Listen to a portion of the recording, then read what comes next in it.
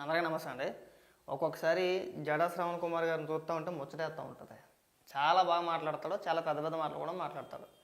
నిన్న ఒక సభ పెట్టుకున్నారు, మాలల సింహగర్జన ఏదో పెట్టుకున్నారు. మొత్తానికి పెట్టుకొని జడా శ్రవణ్ కుమార్ గారు ఏం మాట్లాడతారంటే, టీడీపీని భూస్థాపితం చేస్తా, చంద్రబాబు, పవన్ కళ్యాణ్, నారా లోకేష్కి నిద్ర లేకుండా చేస్తా, మీరు నా వెంటుకు కూడా వేయలేరు, నన్ను టచ్ కూడా చేయలేరు. Jada Shravan Kumar mass warning. ఒకసారి ఏం మాట్లాడుతున్నాడు వినిపిస్తుంది చూడండి. ఒక్కసారి కనుక చంద్రబాబు నాయుడు ఒక్కసారి ఈ రోజు చూస్తే అంటే ఈ రోజు నీకు నిద్ర ఉండదు, నీ కొడుకుకి నిద్ర ఉండదు, నీ పార్ట్నర్కి నిద్ర ఉండదు, నిన్ను మోస్తున్న పర్యటనకి నిద్ర ఉండదు.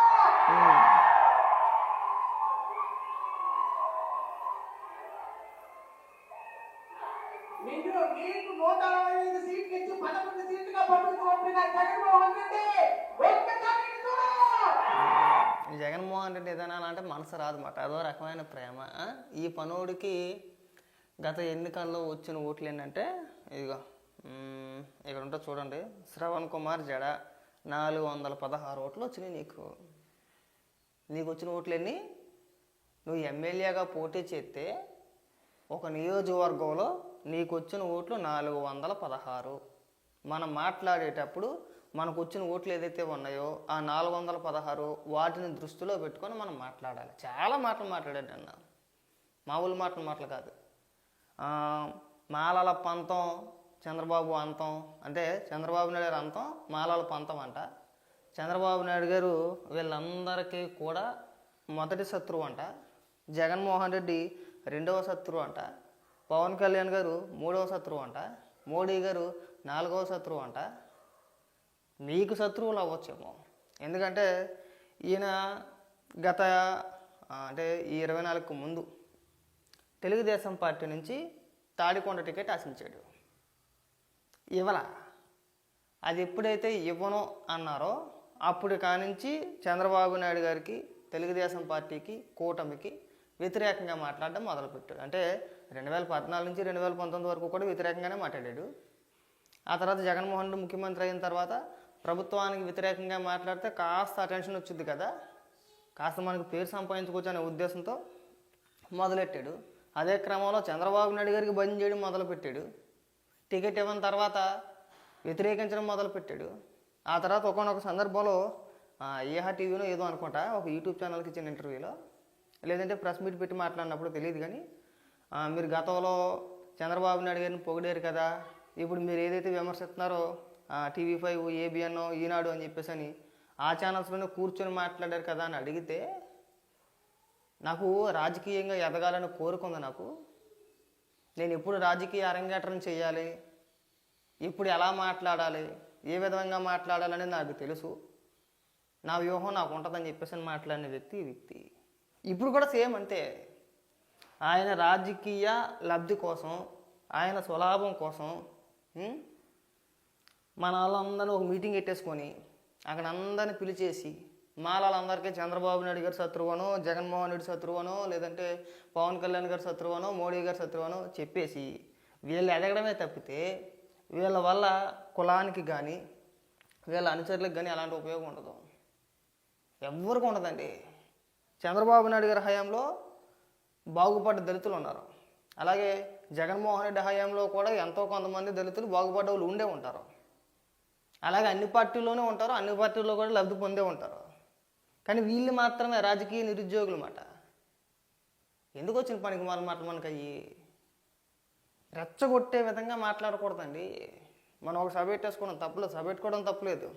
మీ విధానాలు బాగున్నాయి, మీ కార్యాచరణ ఏంటో చెప్పాలి, మనం ఎలా బాగుపడాలో అది చెప్పాలి. దాని గురించి మాట్లాడారంటే ఈయన మాట్లాడినా, లేకపోతే హర్షకుమార్ గారు మాట్లాడినా, ఇంకొక ఆయన ఎవరో పేరు ఉంది రెంజర్ల రాజేష్ ఎవరో ఆయన మాట్లాడినా, మనకు వాళ్ళ శత్రువు, మనకి వీళ్ళ శత్రువు, మనకి వీళ్ళ శత్రువు, ఇలా అందరినీ శత్రువులు చేసి చూపించడం తప్పితే విధానాల పరంగా ఎప్పుడైనా మాట్లాడుకున్నారా సభలో? ఏమండి? సరే మీ ఇష్టం, వర్గీకరణ వ్యతిరేకించుకుంటారా లేదంటే స్వాగతిస్తారనేది పక్కన పెట్టేస్తే మీ స్వలాభాల కోసం రెచ్చగొట్టకూడదండి జనాన్ని. అది బాగా గుర్తుపెట్టుకోండి. మీరు బాగా రచ్చగొట్టేస్తారు, మీ వెనకాతలు మేము ఉన్నామంటారు, కింద గ్రౌండ్ లెవెల్లో పరిస్థితి వేరే. ఎంతసేపు ఆర్థికంగానో రాజకీయంగానో మీ ఎదుగుదల కోసం చూసుకొని మనం ఇలాంటి ప్రసంగాలు చేయడం కరెక్ట్ కాదు. అది బాగా గుర్తుపెట్టుకోండి. ఇక్కడ ఎవరో ఎవరికి శత్రువులు ఏం కాదండి.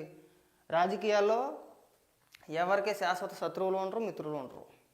నిన్న మొన్నటి వరకు జగన్మోహన్ రెడ్డిని వ్యతిరేకించిన వ్యక్తి, మొన్నటి వరకు జగన్మోహన్ రెడ్డిని పొగిడిన వ్యక్తి కూడా ఈ వ్యక్తే. చంద్రబాబు నాయుడు గారిని విమర్శించాడు, పొగిడాడు, చంద్రబాబు నాయుడు గారిని వెళ్ళి కలిశాడు, టికెట్ ఆశించాడు. టికెట్ ఇవ్వను అన్న తర్వాత మళ్ళీ వ్యతిరేకించడం మొదలుపెట్టాడు. నువ్వు ఏ ఛానల్స్లో అయితే కూర్చొని చంద్రబాబు నాయుడు గారికి భజన చేశాడో మళ్ళీ అదే ఛానల్స్ని సాక్షిలోని లేదంటే జగన్మోహన్ రెడ్డికి మద్దతుగా నిలిచే ఛానల్స్ ఏవైతే ఉన్నాయో వాటిల్లో కూర్చొని ఆ మీడియాని విమర్శించాడు. అంటే ఏంటి? ఇవన్నీ కూడా తన రాజకీయ ఎదుగుదలలో భాగంగా తను వేసుకున్న వ్యూహం మాట, అంటే తను రచించుకున్న వ్యూహం మాట. ఇగో ఈ సందర్భంలో నేను పలానా వ్యక్తిని విమర్శించాలి, సో మా నోళ్ళను రెచ్చగొట్టేయాలి, నాకు కాస్త హైప్ వచ్చిద్ది, నాకు ఇంకాస్త కొద్ది పేరు వచ్చిద్ది, ఎవరో ఒకరు పిలిచి ఏ ఎమ్మెల్యేను ఏ మంత్రులు చేసేస్తారో పైగా అది కూడా చెప్పుకొచ్చాడు. చంద్రబాబు నాయుడు గారంట ఈయన్ని ఎమ్మెల్యేని చేస్తాను, ఆ తర్వాత మంత్రి పదవి ఇస్తానని చెప్పేసానంటే, నీ ఎమ్మెల్యే నీ మంత్రి పదవి నాకు ఖాళీ గోటుతో సమానం, నాకు అవసరం లేదు, నేను ఏ రాజకీయ పార్టీల ద్వారా అసెంబ్లీలోకి నేను అడుగు పెట్టానని చెప్తున్నాడు. చంద్రబాబు నాయుడు గారికి లీడర్లు కరువా? తెలుగుదేశం పార్టీలో నాయకులు కరువా అయ్యా? 40 సంవత్సరాలుగా తెలుగుదేశం పార్టీ, 40 సంవత్సరాల అనుభవం ఉన్న పార్టీకి నాయకులు కరువా? నాయకులు లేరా? నిన్ను తీసుకురావాలా? ఏది నీ పన్ను పడతాను ఇక్కడ చూపించాను కదా నేను. తమకు వచ్చిన ఓట్లు ఒకసారి మార్క్ చేస్తా, అందరికీ కనబడుతుందేమో. ఇదిగో నీకు వచ్చిన ఓట్లు 416. ఎవడిచ్చేస్తా నీకు మంత్రి పదవి? ఇది 416 ఓట్లకి నేను ఎమ్మెల్యేని చేసేసి నీకు మంత్రి పదవి ఇచ్చేస్తారా? లేదంటే ఎమ్మెల్యేని చేసి నీకు మంత్రి ఇచ్చేస్తారా? ఏమైనా బుర్రండి ఏమైనా మాట్లాడుతున్నావా? అంటే మనం చెప్పేటప్పుడు వాస్తవాలకి కాస్త దగ్గరగా ఉండాలి, మరి అక్కడెక్కడో ఉండకూడదు. మనం ఒక మాట చెప్తున్నామంటే జనాలను నమ్మేటట్టన్నా ఉండాలి. చంద్రబాబు నాయుడు గారంట ఈ 416 ఓట్లు వచ్చిన పన్నుని పిలిచేసి నీకు మంత్రి పదవి ఇచ్చేస్తాను, నేను ఎమ్మెల్యేని చేస్తానని చెప్పాడా? అంటే ఎవరికి ఎంత బలం ఉంది, ఎవరికి ఎంత పేరు ఉంది, ఎవరు ఎలాంటి వ్యక్తులు అనేది చంద్రబాబు నాయుడు గారికి తెలియదా? 416 ఓట్లు సంపాదించిన నువ్వే రాజకీయంగా ఎలా ఎదగాలని వ్యూహాలు, పైగా ప్లాన్లో పథకాలు వేసేస్తుంటే నీలాగే చంద్రబాబు నాయుడు గారికో లేదంటే జగన్మోహన్ రెడ్డి గారికో లేదంటే పవన్ కళ్యాణ్ గారికో వాళ్ళకు ఉండవా? అంటే నువ్వు ఒక్కడవే మేధావా? అంటే ఈయన మేధావంట, ఈయన ఎప్పుడు ఎవరిని ఎలా విమర్శించాలి, ఏ విధంగా మళ్ళీ బయటకు వచ్చేయాలి, మళ్ళీ ఎలా తిట్టాలి, మళ్ళీ ఎలా పొగడాలి, అవన్నీ కూడా ఆయన రాజకీయ ఎదుగుదలలో భాగం అంట.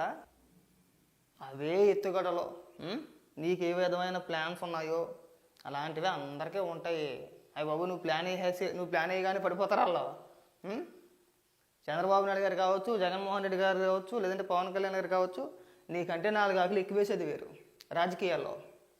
ఇంకా మనమంటే నిన్నగాక మొన్న వచ్చి బచ్చాగాలు ఏది పడితే మాట్లాడేస్తున్నాం, కానీ మనకే కాదు ప్లాన్లు, మనకే కాదు వ్యూహాలు అందరికీ ఉంటాయి. నీ ప్లాన్లు నువ్వు అమలు చేస్తూ ఉంటే వాళ్ళకు ఉంటాయి. అసలు నిన్ను లెక్కే చేయరండి, బాగా గుర్తుపెట్టుకోండి.